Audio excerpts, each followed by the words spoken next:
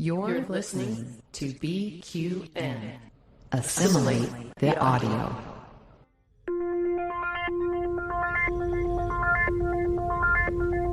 Engage. 78 years have passed since the days of the original USS Enterprise. Now a new Galaxy Star ship has been designed.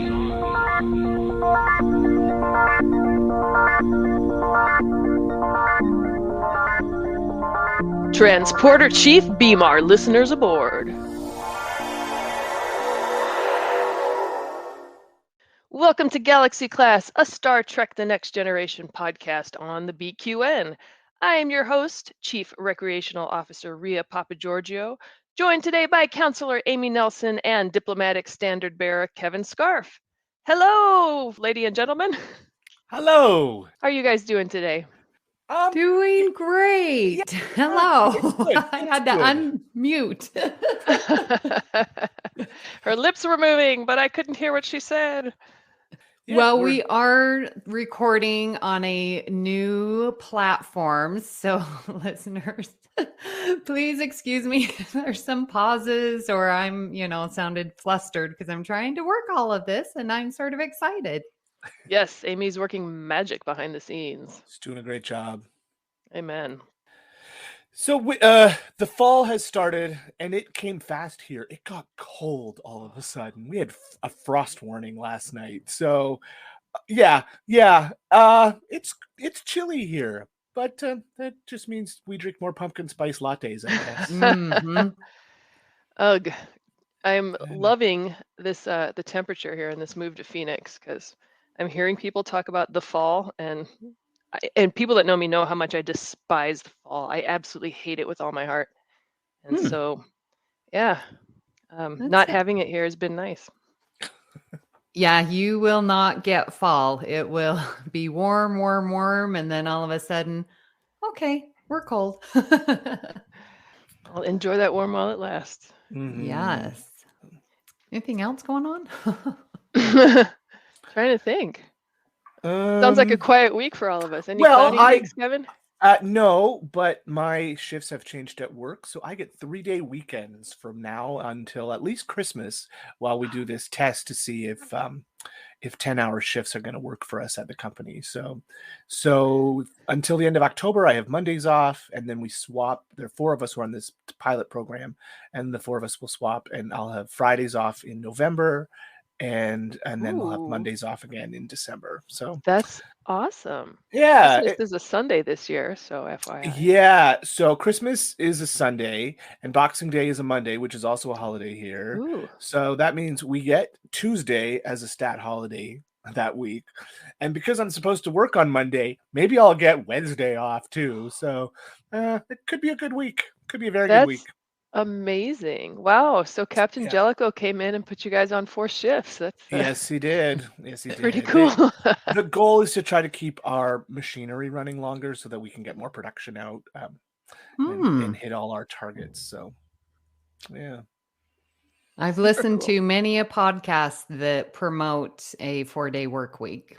I'm looking forward to it, except I've got to get up a little bit earlier, which I don't like, and I've got to stay a little bit later, which I also don't like. But I don't have to go to work on Monday, so isn't that everyone's dream? It's all good.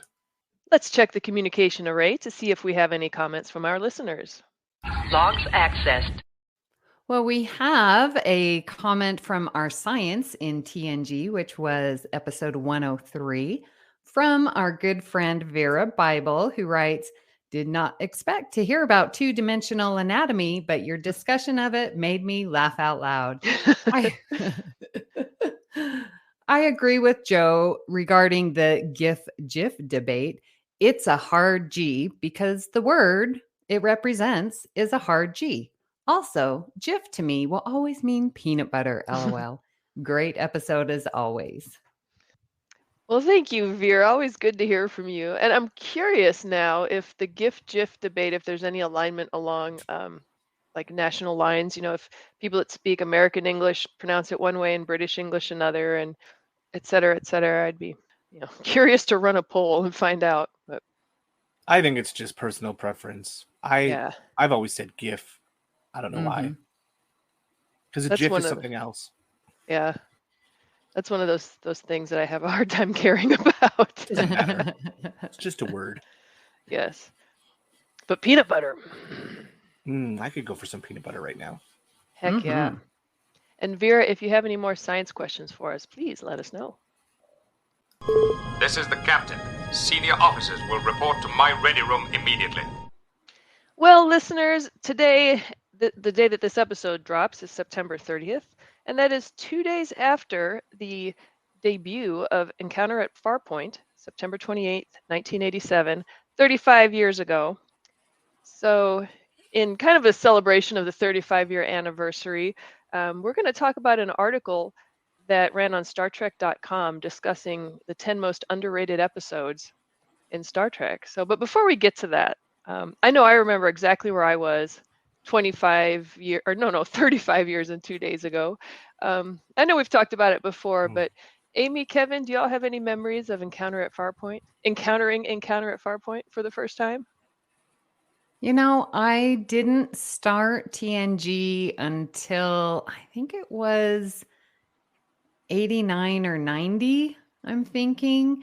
So I don't remember watching Encounter at Farpoint. Wow. What about you, Kevin? I do. I was in high school and I was in the drama club and we had a rehearsal that night. And I very distinctly remember saying, I need to go home because there's a new Star Trek on tonight and I have to be there to watch it. And I left my rehearsal early to go home to watch Encounter at Farpoint.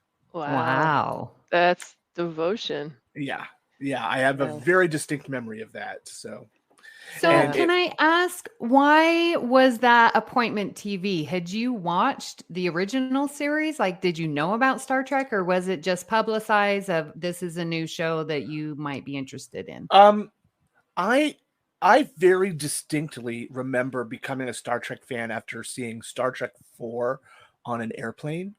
And so I had gone back and, in the mid 80s, Star Trek was on every day on half a dozen channels. So I watched a lot of Star Trek by that point.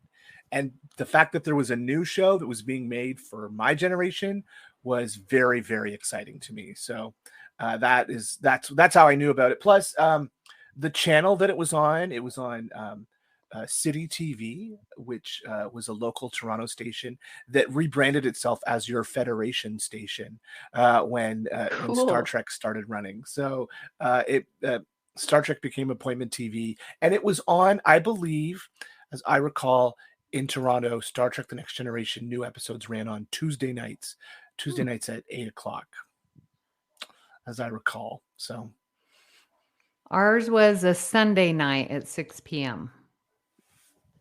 Yeah, for some reason I'm remembering it being like a Sunday night or a Friday night or something. Yeah, but I think it was a something Sunday strange. night, which would make sense if it was for you.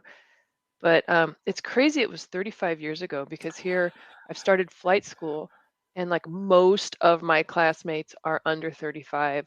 Most of my classmates are young enough for me to have given birth to. I feel a little bit old here. But distinctly remember. Yeah. Go ahead. Yeah, distinctly remember 35 years ago. Yeah. And the original series wasn't even 25 years old yet when Next Gen started. So, to be thinking back 35 years on what was the new Star Trek, and that in my mind is still the new Star Trek, Yes. is a little weird. But here we are, 9 more series after Next Generation. And and life is good to be a Trekkie.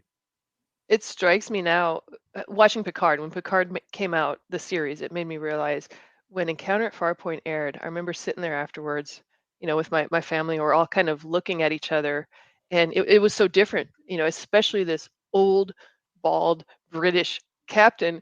Old! We thought he was old. And then you see him in Picard, and then you go back and watch TNG, and you're like, oh my gosh, Jean-Luc was so young and handsome back then. So, funny how time changes your perspective. Well, That is very true about Picard, because you look at him now and you're like, man, he's old. But when you watch TNG, you're like, man, this guy is old, Captain. Yeah. yeah. I was the only person in my family who liked science fiction or fantasy stories of any kind. So I watched Star Trek by myself most times. It wasn't a group thing until I got to university. And then, of course, Star Trek became a group endeavor. I had a calculus professor who started every Monday lecture with, "Today I'll watch Star Trek this week." Oh my Oh, God. wow. So I My need, kind of professor. I need to do that. Yes. So, listeners, the StarTrek.com article, which we have linked in the show notes, reminder to Rhea, put the link in the show notes. It goes through 10 underrated Star Trek episodes and kind of one for 10 different characters. So there's a Wesley Crusher episode, a Beverly episode, which I might disagree with, a Tasha episode, et cetera, et cetera. So take a look at this article, and we're just kind of going to go through and, discuss. Do we agree? Do we disagree? Are these good episodes? Amy? Yeah, didn't we do this a couple weeks ago where we chose our favorite character episode? For our We did. 100th episode. Yeah. But we chose best, not underrated. So there's a Yeah, bit of a that's difference true. here. Mhm. Yeah. There might be a little bit of crossover, but I'm not Yeah. sure. Yeah, there is for Troy. Yep. Yes, for sure. Oh yeah, But we'll get there. Yeah. So the first episode in this article is for Wesley Crusher. And can you guess what it is, listeners? Can you guess what it is? It's the first duty, which I think one of us brought up in our 100th episode. I believe so. It was brought up quite. I think that would be a Joe episode. It might have even been me. I don't remember. But what do you two think about this one? I think this is a great episode, and if there's any episode that really condenses the morality of Star Trek into a single episode, it might be this one, right? It's all about the truth and justice and being true to yourself, and also being a team player. It's and balancing those things. I think this may be an episode that epitomizes the philosophy of Star Trek more than any other episode. That is very true. And Yeah. this is such a good episode. I'm wondering why it's included on an underrated. Like, I would have chosen when Wesley's nanites that got out of control. Whatever that episode is. Listeners, let me know what episode that is.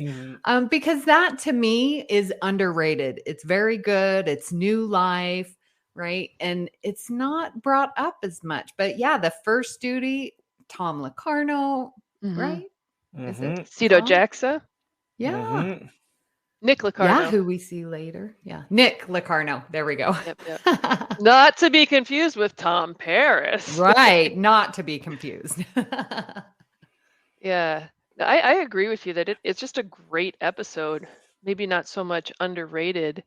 For Wesley, actually, for an underrated episode, given the current context of the Star Trek multiverse or the Star Trek cinematic universe, whatever we call it, I would say it's the first season one where we first meet the Traveler, and the Traveler is, telling Picard and Beverly that Wesley's special. Given what we know now, that's probably the one I would pick for Wesley. At the time, was it the greatest episode? Actually, it's not. You know what? The more I think about it now, it's not that bad of an episode. It's very, very Trek. Yeah. If I was going to go with an underrated episode for Wesley, I might go with the Dauphin. Oh. Ooh. Which is Wesley's first love, and she's a shape-changing alien.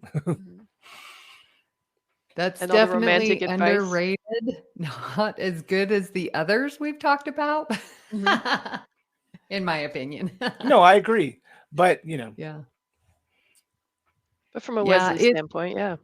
Yeah. But the first duty, I mean, always, whenever we can talk about it, it's good. And yes, Kevin, I totally love like the concepts that it talks about, what you were saying with the, working together and defining what is Starfleet, of getting to the truth. It almost takes me back to the Lower Decks with Carol Freeman, when she just trust Starfleet, just trust the system. And, they are getting to the truth. And this is just another reinforcement of that. Yes. Great episode. So the next episode on this list, I won't even say, personally, I would not call it underrated.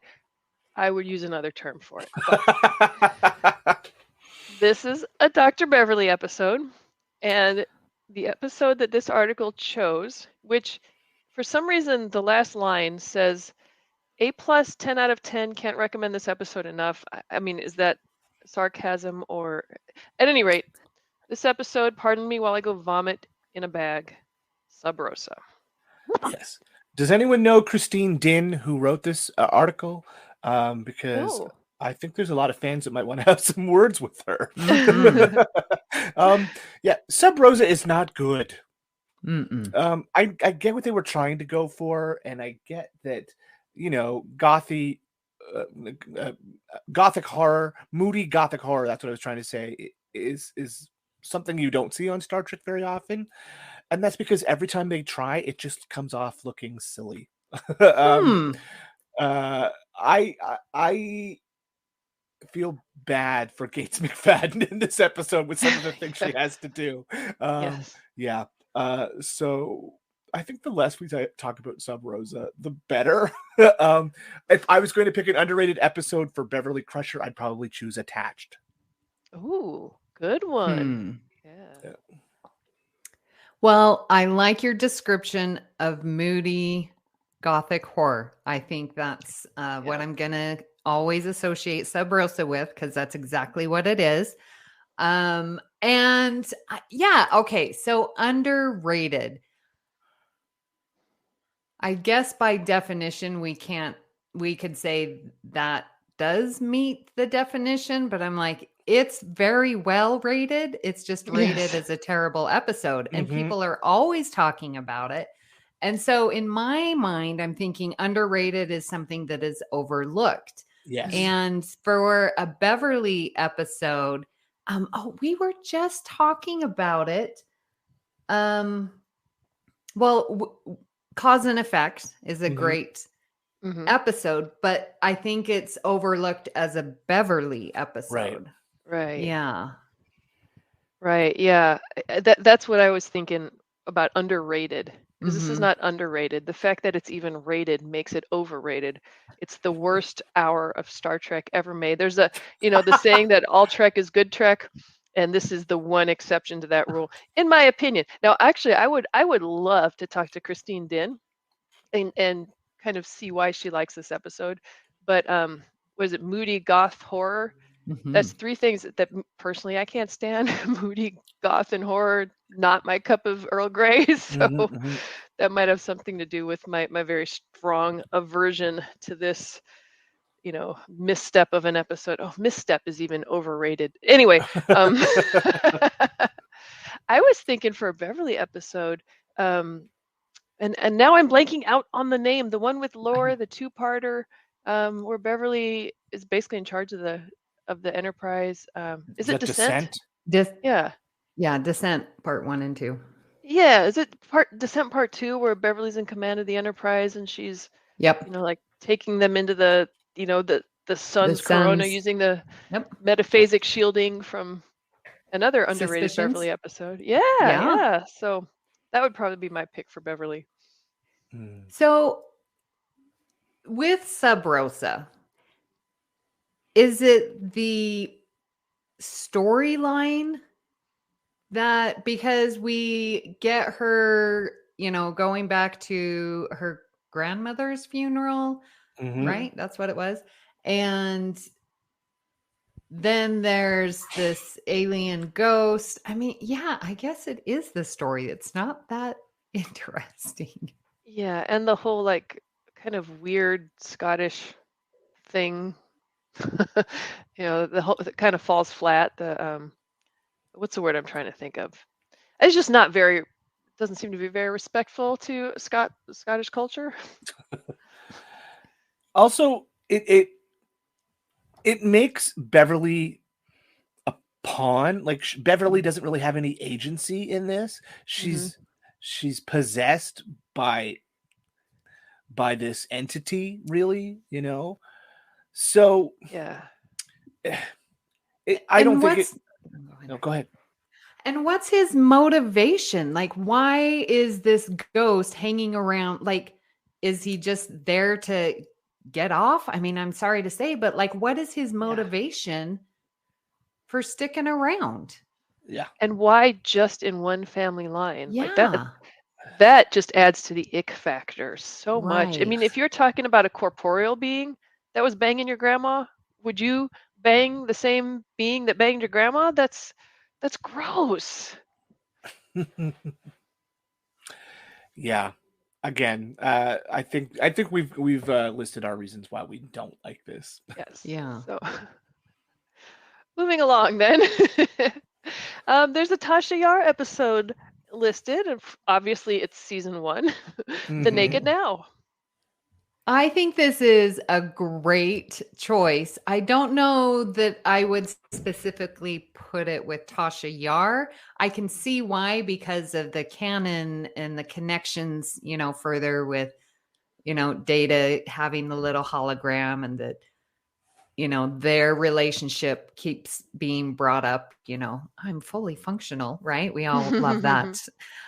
So I like this choice.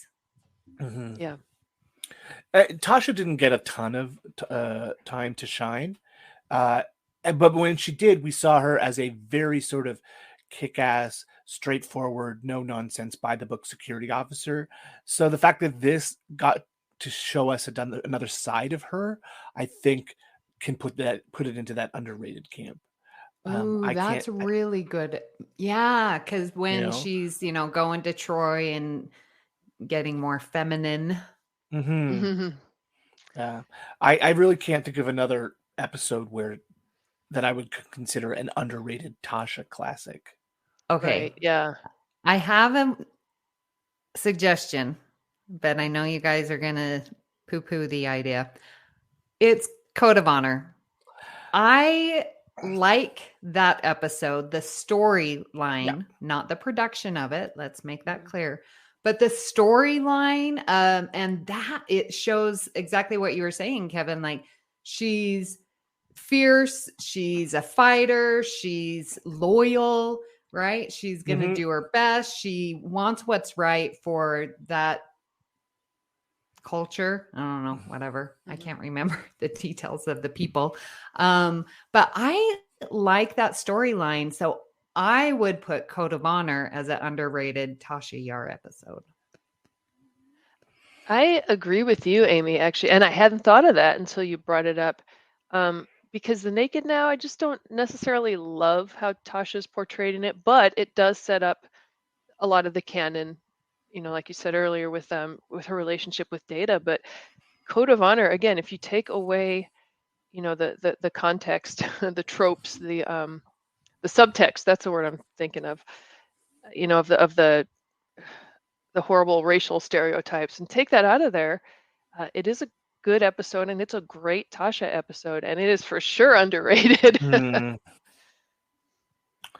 Yeah, I mean, that was the only episode that came to my mind as well. But yeah, that's all I'm going to say. I mean, I guess we could say Skin of Evil for Tasha Yar, but that's the sad one for her. she really didn't do much in that episode. Yeah, that's true. Yeah, she did a great job lying motionless on the biobed. So our next episode is a Guinan episode from season 6, and that would be Rascals. I think this is a great pick, because when I think Guinan, I'm thinking like Measure of a Man, and her insights with Picard. But this one, we actually get to see little Guinan. And I Mhm. know it's not Whoopi, but we're still getting a great Guinan episode, and her building that relationship with Ro and passing along her wisdom of let's just be a child. I love that part of the episode. And that to me makes it a Guinan. Yeah, I was trying to think of other great Guinan episodes that I would consider underrated. A lot of times she's just there for flavor. She's not the focus of an episode. Mhm. I mean, Time's Arrow is great Guinan, but And you but love that episode. but I wouldn't consider it underrated. I'm Yeah, thinking of true. the moment when she stabs Q with a fork in that Q Who. That's great Guinan too. But I think you're right. For underrated Guinan episodes, Rascals is probably near the top of the list. Yeah, Ooh, I might agree with your Q Who, because she's in that quite a bit, talking to Picard and her knowledge. She's the only one who knows of this Borg and the Q. That's pretty. Yeah, I like that episode. yeah, and we get the Guinan Q hand gesture pose thing, which we got back in Picard, which was wonderful. But no, I agree. I agree with the author. That Rascals is a great pick for Guinan. It is, I think, an underrated episode. I know people can get turned off when there are kids around, but yeah, we get to see more of Guinan. We get to see a different side of Guinan. We get to see child Guinan, who was incredible. That the little actress was amazing, and I've seen a little girl at STLV a couple of years.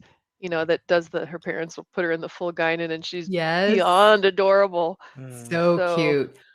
That actor who plays young Guinan, has she ever come to STLV?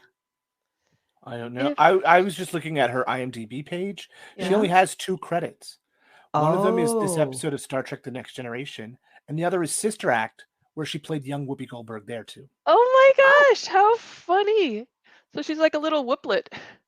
Oh Yes. my gosh. So she hasn't like I'm getting the opinion here maybe that she's not an actress and that Right.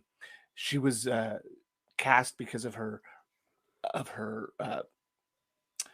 connection with Whoopi Goldberg, the way she Right. looks. Yeah. Nice. But she was great. I mean, don't get me wrong, she was great, but Mm-hmm. Oh yeah. That's interesting. someone we're gonna have to track her down. And Her name is Isis Jones. okay. Maybe she's just living a regular old life now. Our next episode in this article is a Worf episode, and from season 6, episode 8, Fistful of Datas. That is a fun Worf episode. And like I said on our 100th episode, I like Worf episodes when they don't deal with all his Klingon background and honor and things.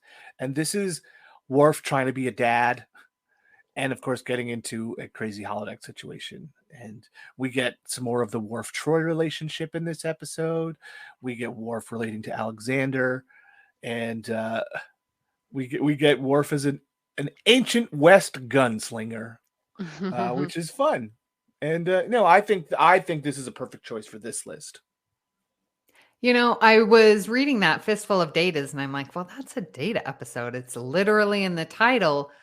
And then I was like, no, that's a Troy episode. Troy was Durango. That's where my brain went. But yes, this is a great Worf episode. You're right. It doesn't deal with the Klingons. We get to see him being the best father that he's ever been or ever will be, spending quality time. And so, yes, Worf's growth in this, absolutely, where he's, at the very end, well, maybe we can, save this program and come back another time. Like, oh, finally, Worf, you're understanding what it means to be a father. Mm-hmm. Yes. Yeah, I agree with both of you. Worf, to use the cliche, steps out of his comfort zone. But that is what you need to do to be a father or a parent, is kind of put away your, desires for your kid. Thank God I never had kids. But yeah, we get to see these different contexts. We get to see him, grow a little bit. I mean, I could just repeat everything that you both have said. I agree 100%. This is a great Worf episode. Yeah, and underrated. Like, it's so good. You wonder why people don't talk more about it. Yeah. I And can why say don't we as a Worf episode? Now I'm like questioning. This is a good pick. Who was the author of this? Because I was kind of Christine. Yeah. Yes. I was kind of like you, Amy, when I saw, it says Worf, Fistful of Data. I'm like, oh, it's not my favorite Data episode, but it was as a Worf episode. But I think personally, it's a little too data heavy for me. And that's why it's not necessarily one of my favorite episodes. But now looking at it from the Worf perspective, and of course, Troy. So, Rhea, let me ask you a question. You said it was too much data for you. How do you feel about masks and the amount of data that we see? I don't like masks as an episode. It's just a little too annoying for me. We just covered it on All Good Things. Yeah.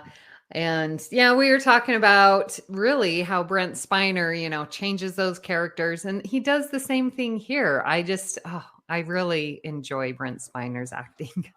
Yeah. You do like a one-man show. Mm-hmm. A one-data show. Well, you know what?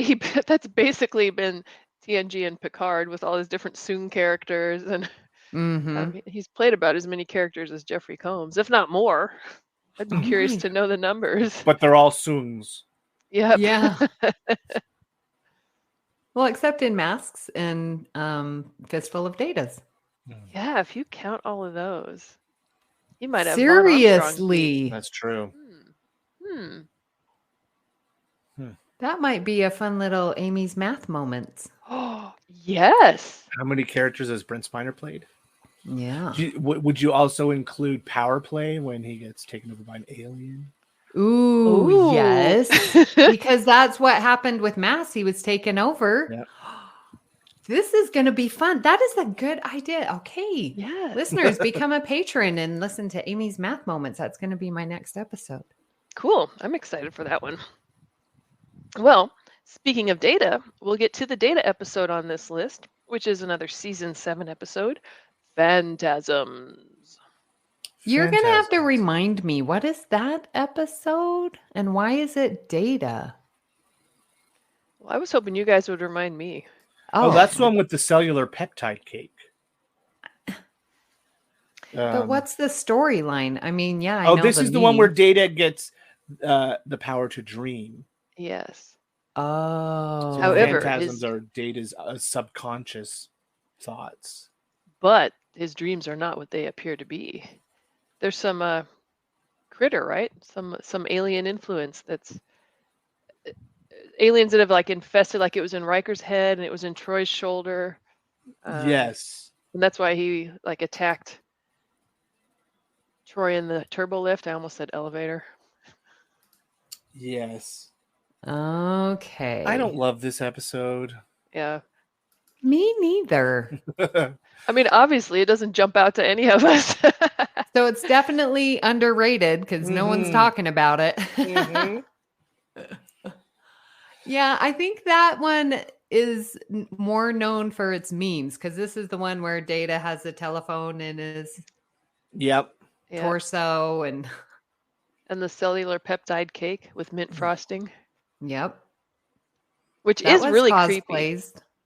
That was a cosplay at STLV. Were you there? Somebody was dressed like a cake? Yes, the full table. They had the table and the head coming out is Beverly's head, and the table had Deanna's head. Cake. It's Deanna's head. It's Deanna's head. Yeah. That's what I said. No, you said Beverly. You said, yeah.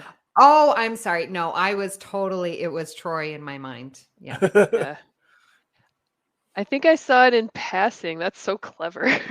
Yeah. I think it would have been the first year that you came to STLV. It was a couple years ago. Yeah. And I'm trying to see who directed that because who's the director that always like did all the creepy, horror-y kind of stuff? Director? I don't know that. I should know this off the top of my head, and I don't. And now I can't find the director. Fem. Oh, directed by Patrick Stewart. Wait, what? Oh, I was thinking Yes. of Brandon Braga, who The usually writer. does kind of the horror stuff. The writer. Okay, it was written by Brandon Braga. Yes. That makes sense. Okay. But this is directed by Patrick Stewart. Oh my gosh. Well, there's not a lot of Picard in it. That makes sense if he was Yeah. directing. Yeah. Um, That's okay. So Brandon Braga was always known for writing kind of the horror-y stuff. Yes, that is true. Yeah, and again, like that's just not my cup of tea. I especially don't like body horror or any of that, but Mm-hmm. good for the memes, if nothing else. yeah. So what would you pick as an underrated episode for Data if it wasn't Phantasms? Underrated. It just feels like so much of Data's the storylines Data gets are like important to the story of Data. Like I was thinking of Brothers, but Brothers is that's a big reveal moment, right? Oh, but I like that idea of Brothers. We don't really talk much about it. What's the first episode with the crystalline entity? Oh yeah. What is that?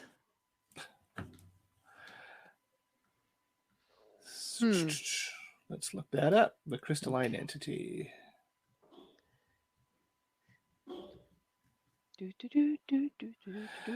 Elevator music. Elevator music.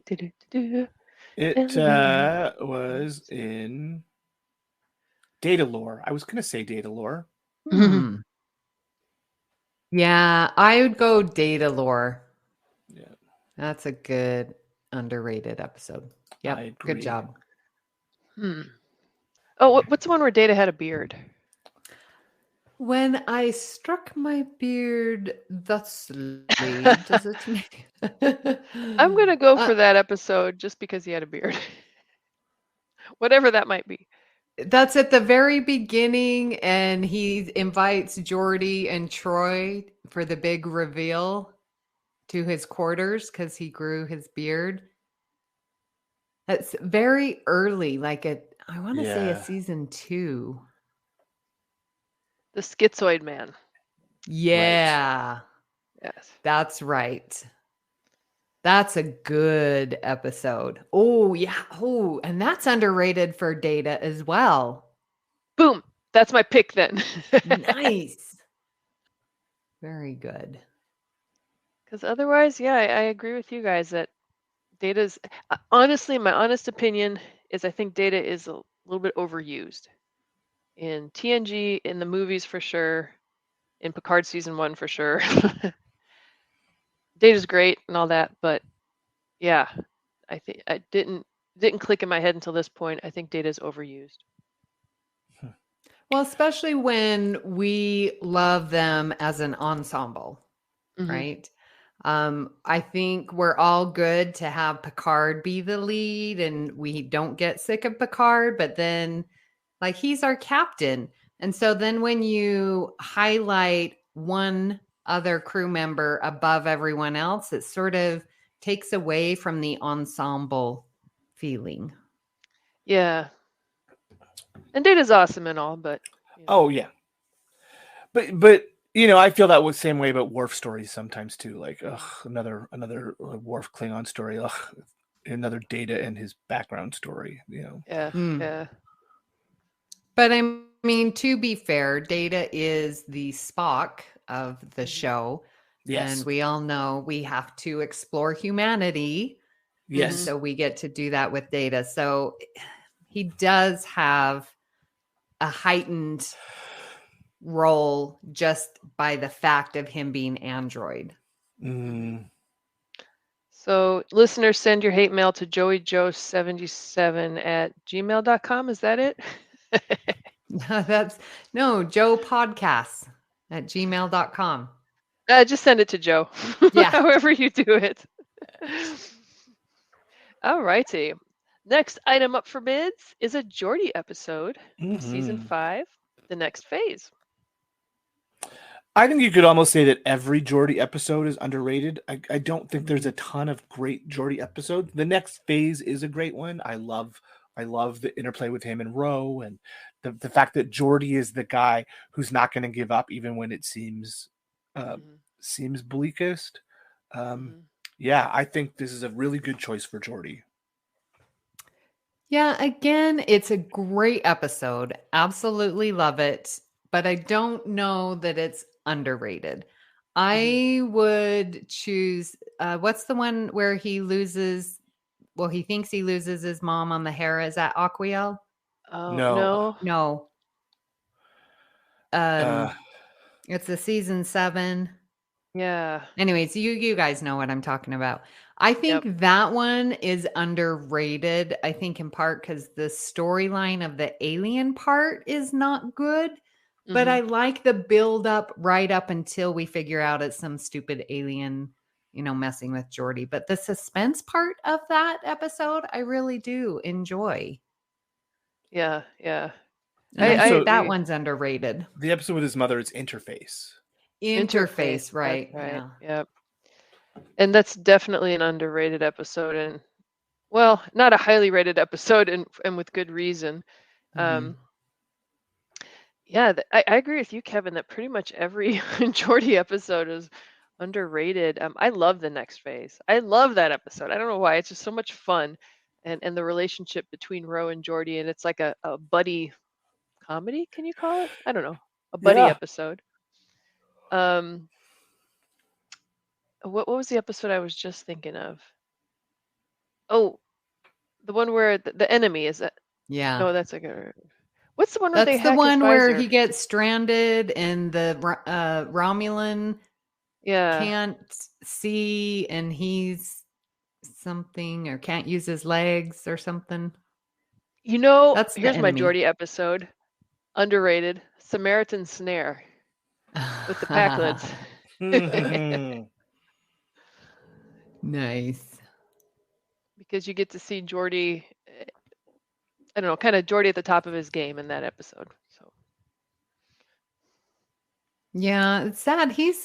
Is he sort of like our Miles O'Brien where, torture Miles? Is Geordi our most tortured soul on the Enterprise?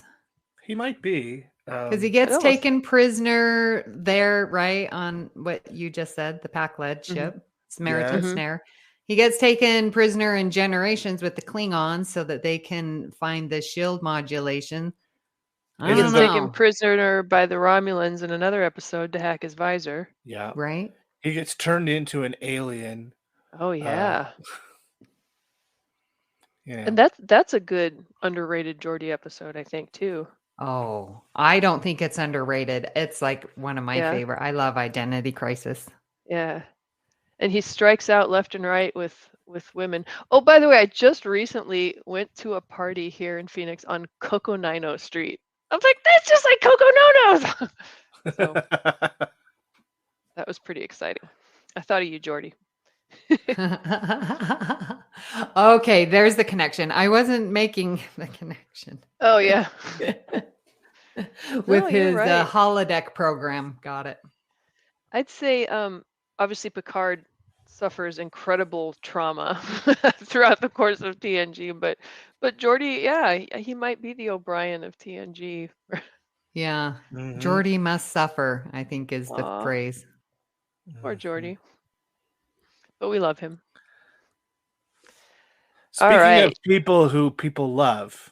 Yes. Oh, yes. The next episode on our list is the one and only counselor, Deanna Troi. And this episode, underrated, I don't know, Face of the Enemy. I don't think it's underrated. This episode's not amazing. Underrated. Yeah. This is my favorite Troi episode, hands down. Yeah, she's phenomenal. And she's stunning as a Romulan. Yeah. And the story ties into ongoing plot lines, the reunification of Romulus, Spock's underground. So all of these things have been set up, and this continues that storyline. I would not consider it underrated. I would just consider it great. Mm-hmm. Agreed. Mm-hmm. Yeah, I have to agree. This is not underrated. Everyone loves this episode. It is so good. Important to canon with those connections, as you said. So I think an underrated episode. Remember the episode Joe was talking about on our science episode with the 2 moons circling? Oh, yeah. That is a great underrated Troy episode. Mhm. And so Yes. underrated that none of us know the title. None of us. That's funny. I just been picturing her floating in space, though. Yeah. Mm. I'll have to rewatch I remember that. her talking about it at conventions and saying how extremely uncomfortable the harness was that she had to wear, and to try and have her being held up in this harness and not have any wrinkles on her uniform, very difficult. She's like, I had to make sure that my legs wouldn't go too far up or too far down, because we had to have that look of the uniform, be without wrinkles or, without lines, underwear lines or harness lines. So Wow. Okay. yeah. Once we figure out what that episode is, I'll have to rewatch it and look for that.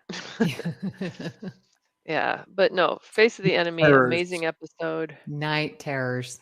Yep, where Terrors, people okay. can't sleep. Oh, that's the one. Yeah. Okay. All right. I'm going to have to When- rewatch that.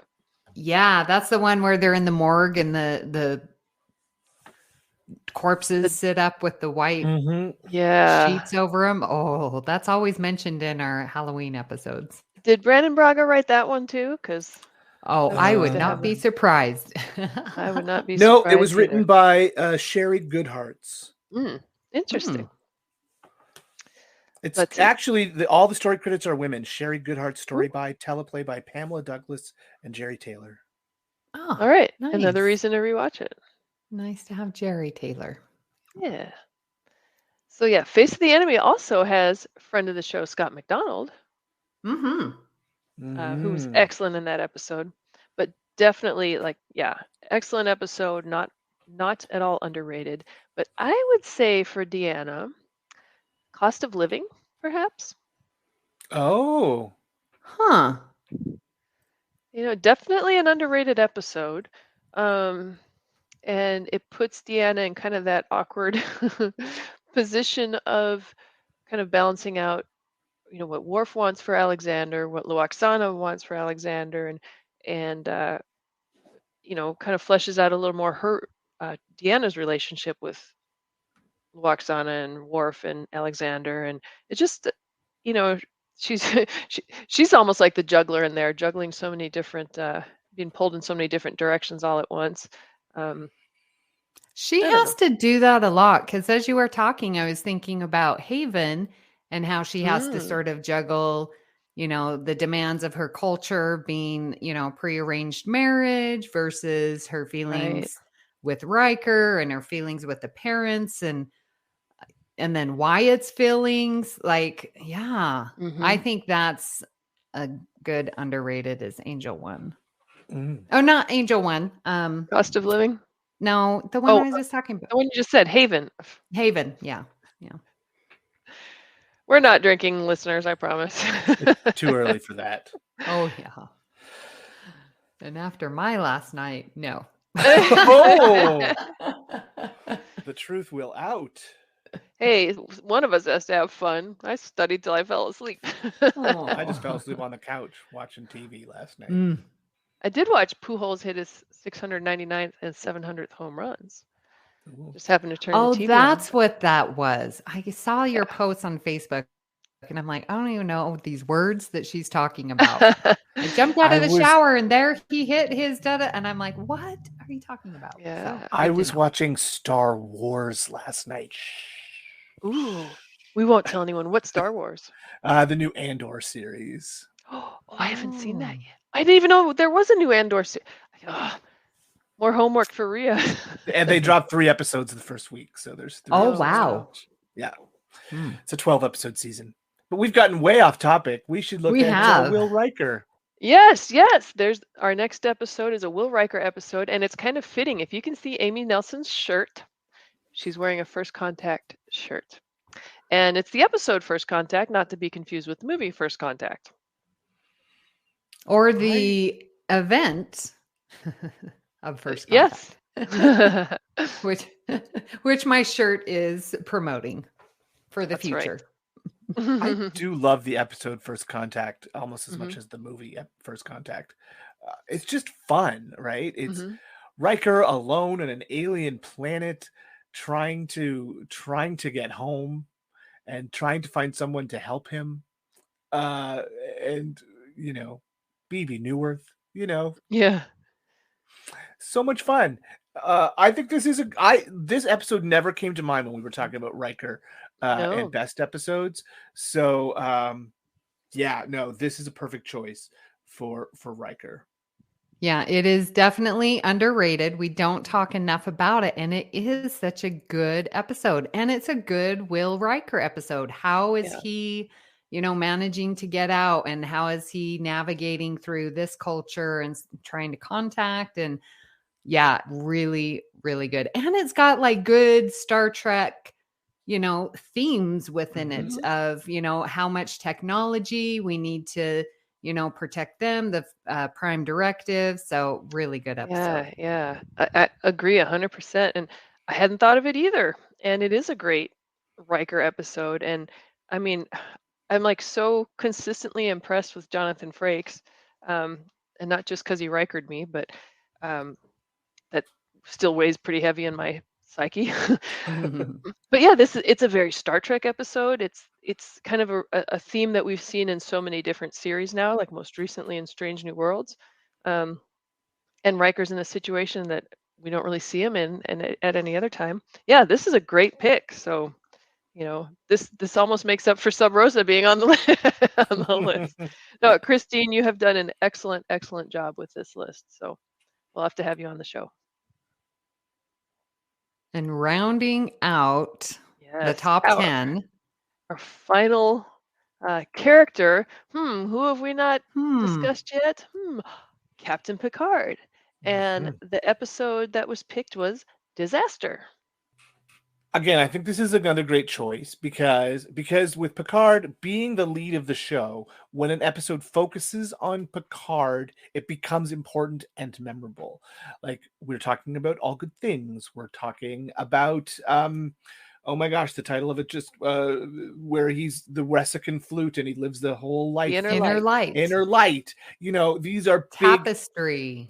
These are big Picard episodes. So we're looking for something underrated but still great. He is the best captain in Disaster because he's not captaining his crew. He's captaining preschoolers. Yeah. Well, maybe not preschoolers, primary schoolers. Yeah. And he has to change his whole style and attitude. This really is a great Picard episode, and I think rounding out this list, she's done a great job with this choice. Yes. Okay. I totally confused this episode with the one that I thought was titled Disaster, where he's like body swapped. And what is that one? And he's like singing, beer songs in 10 Forward, and because he's not himself. Oh, I know which one you mean. Right? Why did I think that was Disaster? Oh my gosh, I see. can't even remember that episode. But that would be another good underrated Allegiance. one. Allegiance, yeah, where he's with the other four. But yeah, Disaster is good. I would put Allegiance at that same level of underratedness. Yeah, I agree with you guys. Like, I think this is a great pick for Picard for all the reasons that you gave, Kevin. I think it's a great episode and underrated. There's so much I love about the episode, like Worf delivering Molly O'Brien, like that. Just love that scene. But yeah, we get Picard, just like you said, captaining a totally different crew, a bunch of children, which you know how Picard loves babysitting children. I planted some seeds in this weird dirt and the radishes came up all weird. Good for you, kid. Weird is what weird does. I'm scared. Yeah. You're also annoying. Yeah. I could, put myself in his shoes, and yeah, that would be tough. But yeah, I agree. Frere Jacques. Oh, you're supposed to keep going. I thought we were going to do a round. Yeah. Dormez-vous, dormez-vous. Okay, so I don't know the rest of the words, so Mumble that's why we something can't in do a French. round. Ding, Ding, ding, ding, dong. ding, ding, dong. So yeah, listeners, let us know what you think of this article, these 10 underrated episodes. Again, the author is Christine Din. I hope we're saying her name right, on StarTrek.com. I think her picks were great. 9 out of 10. Yeah, there were only a few that I didn't really feel fit the underratedness of that category, but definitely some good episodes to talk about. I mean, we just spent a whole hour talking about it. Yeah, Yes, it's we fun did. talking about episodes that aren't the big episodes, which is one of the reasons I love doing the Bat Left battles too. So Yes. yeah, this has been good. Incoming transmission. We would love to hear what you thought of today's episode and hope you'll join our Facebook group, the BQN Collective, to continue our discussion there. You can also tweet your thoughts at Galaxy Class Pod. We'd love for you to reach out, or you can follow the network on Twitter and Instagram at BQN Podcast.